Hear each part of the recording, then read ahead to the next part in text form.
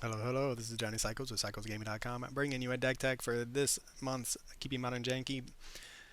It's a special edition of Keeping Modern Janky. I am testing out 5 or 6 decks, all built around weapons manufacturing. So let's get started. Our This is the first one I envisioned. Affinity Weapons is what I call it. The archetype I think is better called Affinity Aristocrats. So our goal is basic. We have a affinity package in the 0 mana artifacts and the Springleaf Drums, but we want to cast them after weapons manufacturing is out. And then we make a whole bunch of munitions tokens that say when they leave the battlefield, it deals 2 damage to any target. So we have Umbral Collar Zealot, the new card, to sacrifice those artifacts to Surveil and to do 2 damage to any target. And then the super spicy fun card is Hercule's Recall. We return all of our artifacts to our hand. All those munitions tokens leave the battlefield and do damage to our opponent. So what ends up happening is we spend our early turns playing an affinity deck, bunch of 0 mana artifacts, ramping, whatever, drawing cards. Once we find our weapons manufacturing and Hercule's Recall, we play that. Oftentimes we're empty-handed, so we Hercule's Recall to get all this back, and then recast it for weapons manufacturing to get all the munitions tokens. Ensnaring Bridge, we hide behind that essentially until we can find our combo pieces. Brotherhood's End is another way to kill our munitions tokens, and then Thought Monitor, of course, is a way to draw cards. However, I won't spend too much time talking about this. Arcbound Ravager is another sack outlet. So I played a couple matches with this deck and I realized a couple things immediately. One, we needed more card draw. We're a combo deck, we need to find our combo pieces. Two, we don't need Umbral Collar Zealot because we have Arcbound Ravager, which is an old card I forgot about. We could also go the Shrapnel Blast, burn them out plan. So then I decided to change the deck a little bit. I went into Is it Affinity Weapons? Card draw, Thoughtcast, Arcbound Ravager is another sack outlet. Same plan. Then, obviously, I didn't have Urza Saga in the first deck, which, I mean, you can't play Affinity without Urza Saga, right?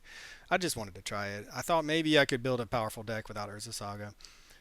It's so good, and it wins so many games on its own. Especially if we're having a hard time finding a combo piece, it gives us an alternate win condition, which I've seen time and time again.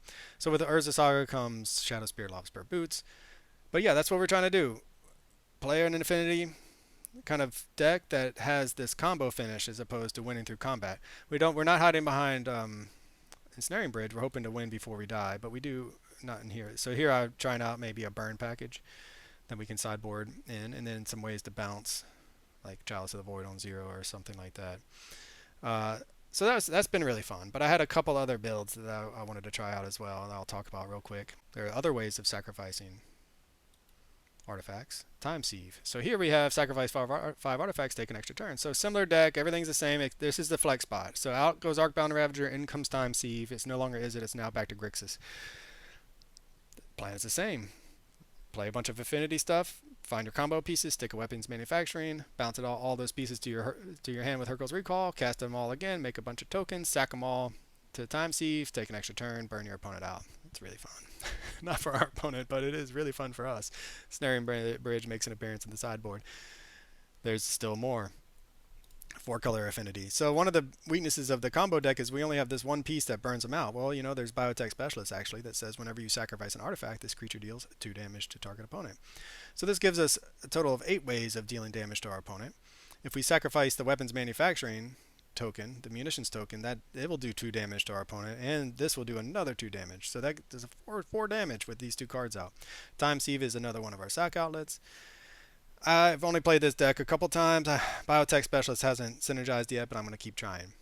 Sideboard, I just want to try Side Master Thopter. So you can see just the testing here. Emery Lurker of the Lock to get things back. Yeah, so less card draw though.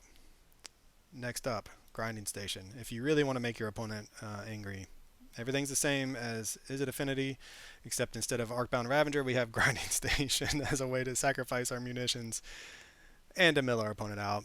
The idea being, after we bounced everything to our hand, we get the Grinding Station down, and then we get a munitions out of the Grinding Station. We sack that munitions to do 2 damage to our opponent, untap, and then we play our 0, whatever we bounced our hand, all these 0 mana artifacts, the Springleaf Drum, and we just do it one at a time. We play one, getting munitions, untap the Grinding Station, sack the munitions, play another one, untap, sack the munitions, and so forth. Anyway, if you really want to know your opponent do that. And then there's finally Affinity Lobster. It's a built-in sack outlet. It turns all our artifacts into food, which allows us to sack them as we want. So our munitions suddenly don't need a sack outlet if we have this guy out. So I don't know if this is better or worse, to be honest. I just wanted to try it out as an alternative to Arcbound Ravager. As far as like the best versions of the deck so far, I think the Izzet version is probably the most consistent. This Affinity Extra Turns version though is super fun. So let me know what you think in the comments. I'll be posting gameplay from each of the decks as I play them. I won't get 10 matches in with each deck, but I'll get a few matches in with each deck. And y'all can let me know what you think. Which one's the best one? Which one do you like the most? How would you build the deck? As always, this is Johnny Cycles with CyclesGaming.com. Thanks for watching. I'll catch y'all on the next one.